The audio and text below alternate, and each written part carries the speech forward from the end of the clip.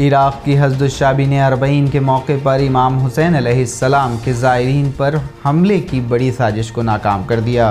अल अहद की रिपोर्ट के अनुसार हज़्ज़ुश्शाबी ने ज़ायरीन की हिफाजत को यकीनी बनाने के लिए एक बार फिर देश के कई हिस्सों में गहन सर्च अभियान चलाया, जिसमें सद्दाम की बौद्ध पार्टी से जुड़े आतंकियों की टीम को देश के 4 अलग अलग राज्यों से बंदी बनाया गया है, जो अरबईन के मौके पर ज़ायरीन के ख़िलाफ़ हमलों की साजिश बना रहे थे।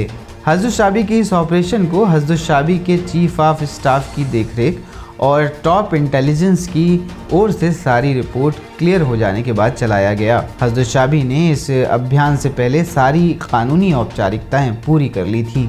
वहीं हज़्ज़ुश्शाबी ने पूरी मुस्तैदी से काम करते हुए करबला बाबुल अल मुसन्ना और अल दीवानिया में आतंकियों की बड़ी साजिश को नाकाम कर दिया।